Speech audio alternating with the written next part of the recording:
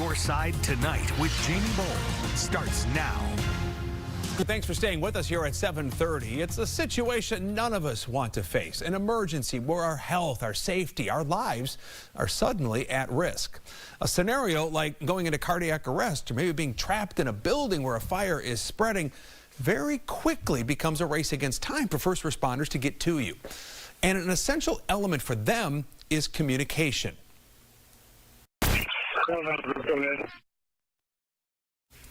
Firefighters, paramedics, and police all use radios to communicate in critical situations.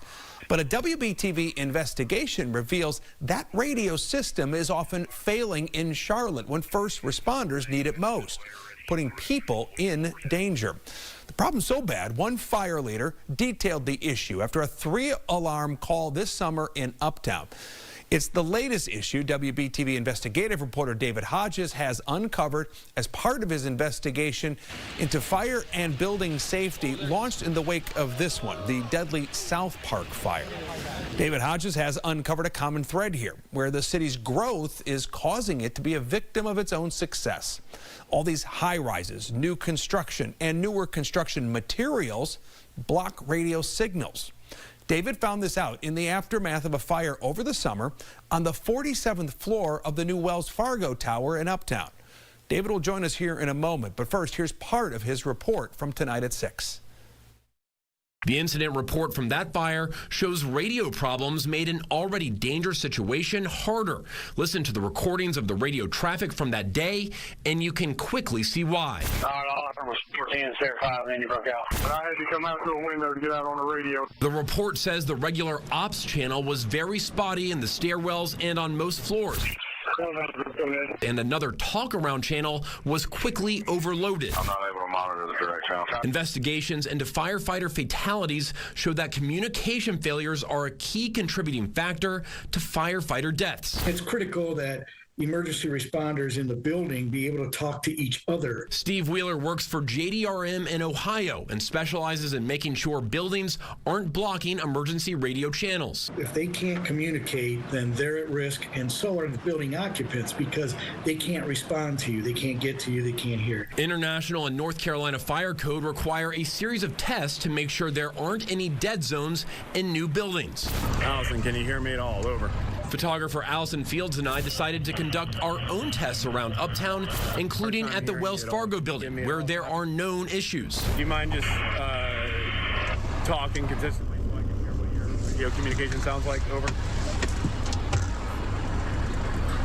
But I only tested a few areas while the code requires 20 separate sections of every floor. Our little two-way radios are also much less powerful than what's used by emergency responders. That's why we also used this spectrum analyzer and set it to measure emergency channels used by first responders in Mecklenburg County. I can lock onto that frequency, and I can measure in dB, decibels, what the signal strength is. On our tour of Uptown Towers, we were watching for signals under -95 decibels, the bare minimum requirement in the state fire code. We frequently found signals near or below that noise floor while in buildings and parking garages. Under North Carolina Fire Code, new building owners are required to make sure the incoming signal meets requirements or install systems to boost radio communications. If it's not, it's up to local fire departments to make sure the buildings comply with the code. I think the biggest gap between what the code requires and what is being done in practice is enforcement and application. And our investigative reporter David Hodges joins us here in studio to talk more about this. So these radio signals, they're getting blocked, as you've reported on here. Walk us through more about what's blocking them. A lot of it is construction, especially new construction. So as you see some more towers going up or renovation at some older towers, a lot of new glass that's more environmentally friendly actually also blocks some of these radio waves. And then you also have situations in which maybe the equipment might have been installed right, or there's a lot of other things that are kind of convoluting the channel. In those cases, cases, the noise can be too high and you can't communicate. So it's a very finicky system. Right. You have to get just right. Yeah, us dropping a cell phone call is one thing, right? Obviously, emergency call is something else. This is relevant to that, too. So the same kind of situations you can have with dropping a call can also affect these radio calls. So in this case with the Wells Fargo building, Charlotte Fire says what, the power was cut to the building, right? And that was part of the problem. Shouldn't there be some sort of fail-safe for that? In fact, there is a fail-safe in the code, and you think about it, I mean, anytime you're going to a high-rise or a big structure like that, cutting the power is one of those things you want to do to ensure the safety of people in the building. So that's why the fire code, both here in North Carolina and internationally, requires not only a generator system, but a battery system just in case the generator system doesn't work. So that way, 14 hours of coverage could happen, even in a situation in which the power goes out. I got a bunch of records from the Charlotte Fire Department that go through what they did with not only the radio, but the fire alarm and firewalls and fire doors afterwards. Yeah. Nowhere did they mention anything in the inspection records I have about their generator not working for the communication system, because that's exactly what it's supposed to do.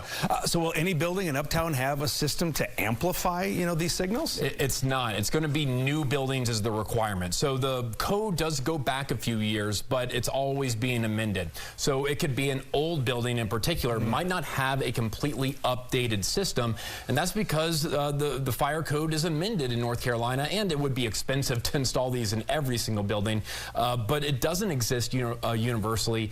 And it is a major issue, not just in Charlotte, but all across North Carolina, all across the country. There's entire coalitions that are dedicated to trying to solve this, because it is one of the reasons that firefighters and people in these buildings get hurt the most. And obviously in a fast-growing community like ours, as you've reported before, about all these things that are happening. As you unpeel this onion, you're finding more gaps in the system, and it's troubling. Yeah, exactly. And, if you want to reach out to us, my radio waves are always open. I would say email me, though, so, that'd be the fastest and easiest way to do it. That we know we'll get through.